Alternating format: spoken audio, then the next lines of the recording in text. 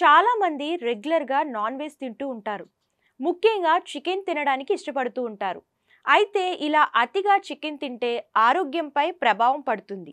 ఒకవేళ రెగ్యులర్ గా తక్కువ మొత్తంలో చికెన్ తినాలనుకుంటే కోడి మాంసంలోని ఒక పార్ట్ అస్సలు వండకూడదని హెల్త్ ఎక్స్పర్ట్స్ సూచిస్తున్నారు.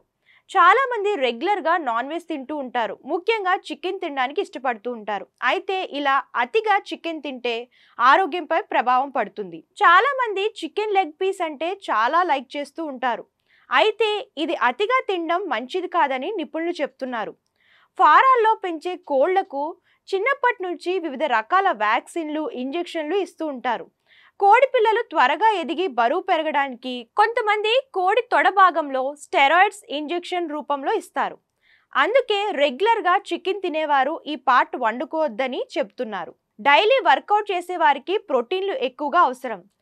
శారీరక శ్రమ చేసేవారు కూడా రెగ్యులర్ గా ప్రోటీన్ ఫుడ్ తీసుకోవాలి.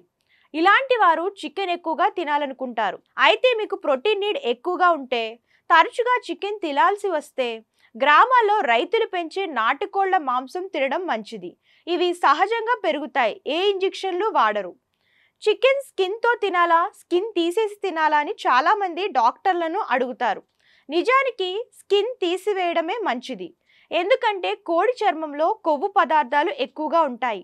ఇవి బాడీకి, ముఖ్యంగా గుండెకు ప్రమాదకరం కావచ్చు. అయితే ఒమేగా 3, ఒమేగా 6 ఫ్యాటీ యాసిడ్స్ లోపం ఉన్నవాళ్ళు వారంలో ఒకసారి చికెన్ స్కిన్ తీయకుండా తినవచ్చు.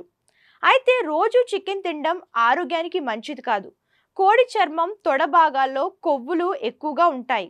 దీంతో రెగ్యులర్గా చికెన్ తింటే బాడీలో కొలెస్ట్రాల్ పెరిగి గుండె జబ్బుల ప్రమాదాన్ని పెంచుతుంది. ఫారాల్లో పెంచే కోళ్లకు యాంటీబయోటిక్స్, హార్మోన్ ఇంజెక్షన్స్ ఇస్తారు. వీటి అవశేషాలు కోడి మాంసంలో ఉండి మానవ ఆరోగ్యానికి ప్రభావితం చేయగలవు. రోజు చికెన్ తింటే ఇవి మన శరీరంలో చేరి కొత్త వ్యాధులకు కారణం కావచ్చు. అలాగే ప్రోటీన్ కంటెంట్ ఎక్కువగా ఉంటుంది కాబట్టి చికెన్ అరగడానికి టైం పడుతుంది. దీంతో డైజెస్ట్ సిస్టంపై, కిడ్నీలపై కూడా భారం పడుతుంది. ఇది ఇతర ఆరోగ్య సమస్యలకు దారితీస్తుంది. అందుకే పరిమితంగానే, అది కూడా న్యూట్రిషన్ల సహాయంతోనే చికెన్ తినాలి.